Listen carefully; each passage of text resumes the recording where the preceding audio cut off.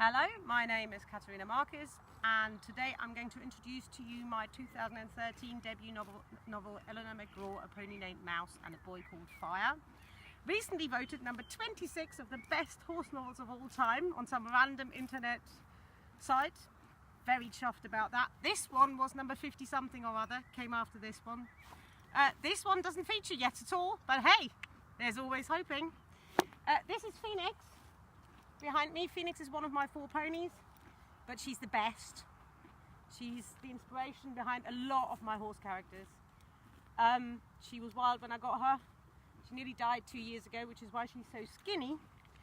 And while she was very, very, very ill, one of the advice that I was given was to keep her psychologically engaged all the time, which is hard if you've got a pony who's trying to give up.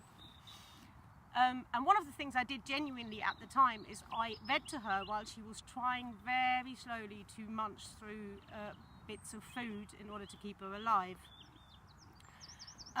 So I used to sit up here in the dark reading to my pony, then on a Kindle, backlit, very good. These are all available on Kindle as well.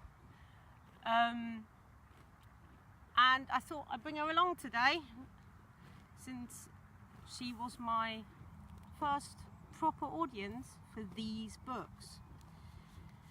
And I'm going to read to you today from chapter 11 out of Eleanor McGraw, which is Eleanor's very first ever riding lesson. Eleanor is a 14-year-old girl who's been traveling a lot with her mother, who's a musician, and they've settled in a new town with a new stepfather.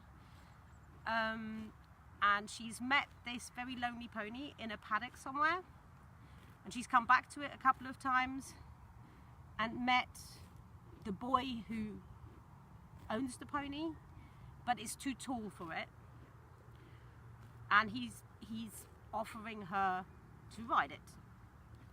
He hasn't yet. This is about to happen. It's the first time she's there with him there as well. It's chapter 11.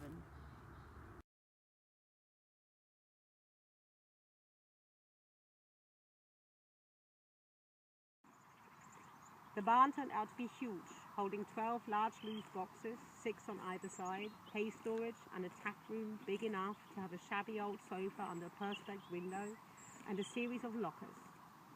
Sticking out from the wall opposite the sofa were a dozen empty wooden saddle arms with hooks underneath where the bridles would have hung. But bar one saddle arm and bar one box, Blueberry Mouse, the nameplate read, everything and everywhere was empty, cleaned out and spotless. Even all the other nameplates had been removed, leaving holes where the screws had been. Although Eleanor had never set foot in a stable yard before, or had any idea what it was supposed to be like, she could sense the desertedness, the utter wrongness of it all. Too clean. Once upon a time there would have been life here. Now there was only emptiness.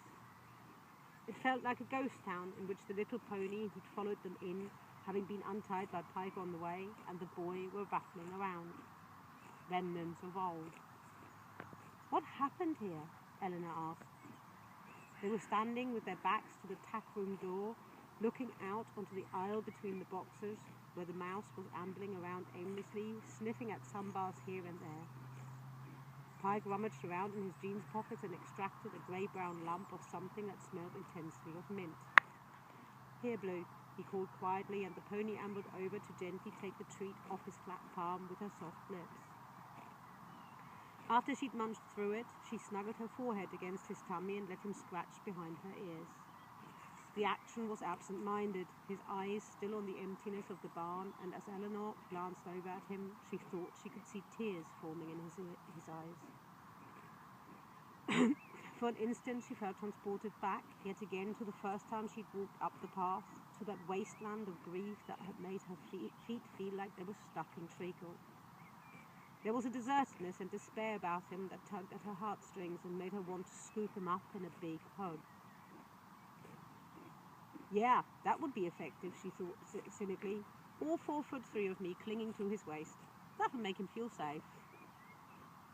Instead, she tried to ask a different question. I thought she was called the Mouse. She is now, he replied automatically, still not taking his eyes out of the past while simultaneously glancing down at the pony. As in the mouse that got left behind. There were two, blueberry and strawberry, blue and red roans, same height, same gait, beautiful. We used to ride pas de deux with them. We rocked. He shrugged, then turned to Eleanor.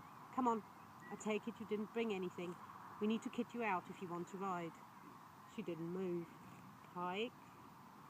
It was the first time she'd called him by his name, and it felt strange. Uh-huh. She took a deep breath. I've never sat on a horse before. He raised his eyebrows, looking at her with genuine surprise. But then he laughed loudly, cupped the pony's head in his palms and raised it up to lean his forehead against the mare's. Oh my word, Blue, we got ourselves a beginner. About half an hour later, Eleanor was standing in the middle of the stalling area behind the barn, looking across the mouse's naked back, her own tummy touching the side of the pony's, left foot raised in the air the way Pike had just shown her. Her head was still spinning with all the information she'd absorbed in the last half an hour, while being shown how to groom the little pony who, as she had learned upon asking what 14-1 on tippy toes meant, was only 12 hands. Not very tall, according to Pike, although presently Eleanor would have liked to differ, if she'd had enough saliva left in her mouth to talk with. She was shaking with nerves, and Pike, who'd just cupped her raised chin in his right hand, while with the other holding onto the lead rope fastened to the pony's head collar, looked at her inquisitively from the side. Are you ready? No? On you get then, he grinned and gave her a lift from under the shin. Eleanor automatically pushed herself off as she heard him demand, swing the other leg over, did as she was told. Suddenly, she was sitting astride the pony, feeling the warmth of her back through the thin fabric of Pike's old jodhpur trousers. Eleanor held her breath as she felt a rush of love shooting from the pony's body into her legs and up to her heart. It was the strangest, most wonderful sensation she'd ever experienced in her life.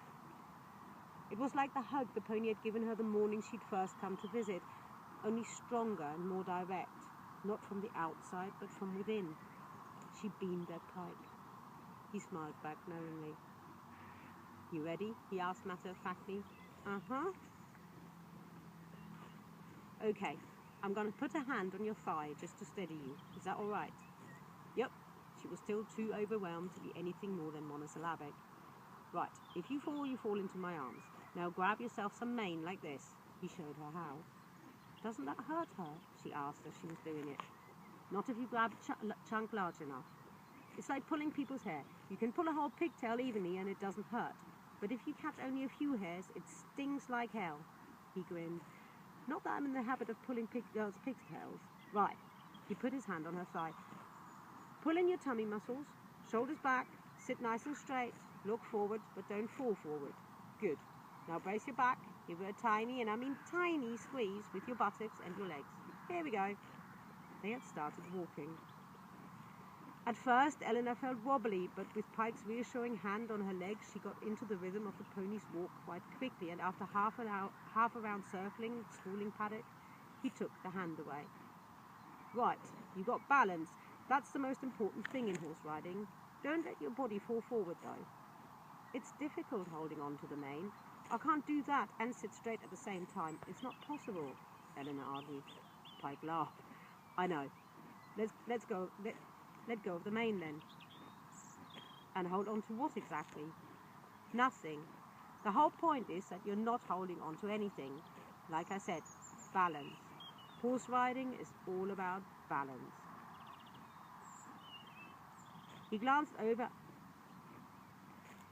at her over his shoulder, challenge in his eyes. She let go of the mane and put her arms out to the side, like a tightrope walker. Better? She asked.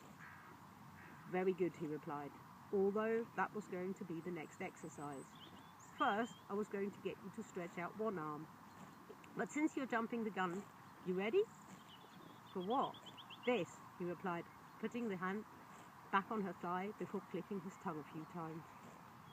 The pace and rhythm underneath Eleanor changed in an instant, and her arms came down as she felt herself being catapulted up and down on the trotting pony, nearly sliding off towards Pike, who was running along sideways. The grip on her thigh got harder, almost pushing her back into position as he gave her instructions. Keep those tummy muscles pulled in. Don't fall forward. Try to let your hips go with the motion. She did as she was told. For a moment, she found just the right position, her bum glued to the pony's back as her pelvis moved with the rhythm, but she lost it again almost as quickly and found herself bouncing on the pony's spine once more. Poor mouse, she thought. That can't be nice for her. In the same moment, Pike uttered a low "whoa," and they all went back to a walk.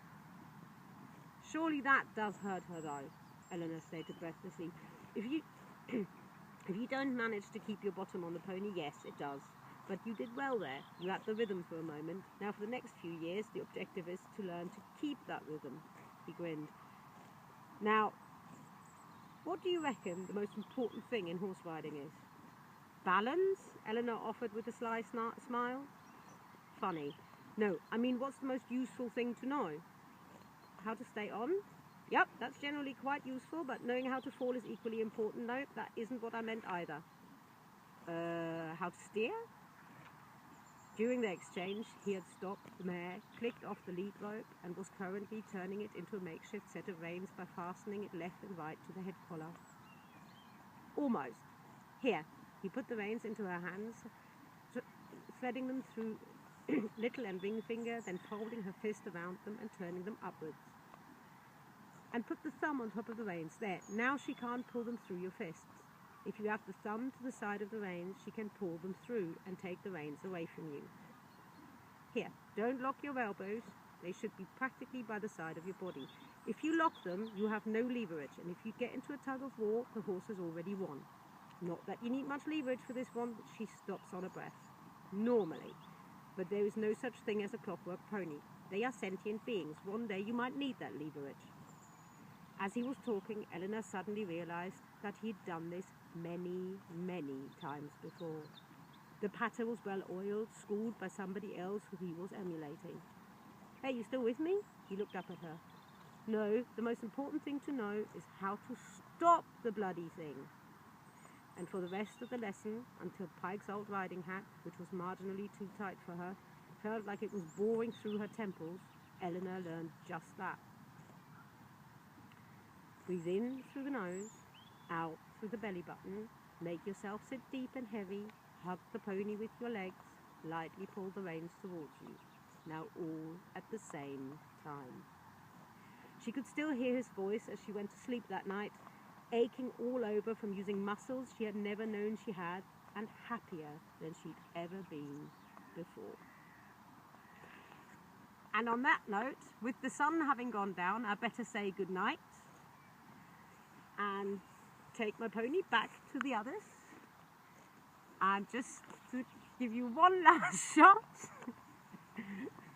these are my pony books. I've also written one that isn't a pony book. But for now, night-night!